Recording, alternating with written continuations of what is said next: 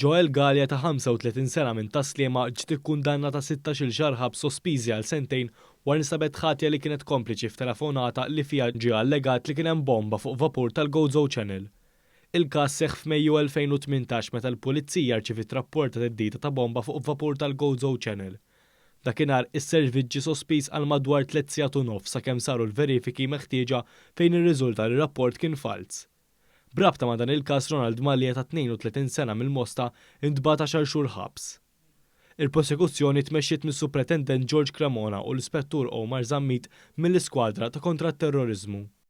Dalgħodu kompla jinstema' l-ġuri ta' Etienne Bartolo, magħruf bħala l-Vojt, li jinstab mixli bil-qtil ta' Rodrigue Grech. Grech inqatel b'6 daqqiet ta' sikkina. Fl-aħħar indirizz tiegħu lill-ġurati, il-prosekuzzjoni mmexxija mill-avukat Kevin Valletta qal li Bartolo ma kienx qed jibża minn Grech imma kien imbessa li jinqabad. Dan joħroġ mill-fatt li prova jħassar it-traċċi tad-demm u rema l-arma li allegatament intużat. Il-prosekuzzjoni sostniet li f'dak il-perjodu l-imputat kellu kilba kbira għad-droga u kien lest li jagħmel minn kollox biex jakkwista.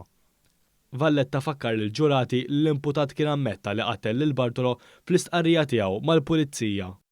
Raġel ta' 62 sena miswieqina tal-ħelsin mill-arrest wara ġie mixleted lill-ibnu waqt argument miegħu. Il-każ seħħ it-tlieta li għadda fir-residenza tal-familja fis-Swieqi u ġie akkużat b'teddid u li kiser il-paċi pubblika. Il-Maġistrat Doreen Clark tagħtu l-ħelsin mill-arrest fuq depożitu ta' €300 u garanzija personali ta' €2000. Il-qorti ordnatlu biex ma jirsaqx lejn ibnu. Għall-akkużat der l-avukat Ismael Bsajla u Jean Paul Sammut.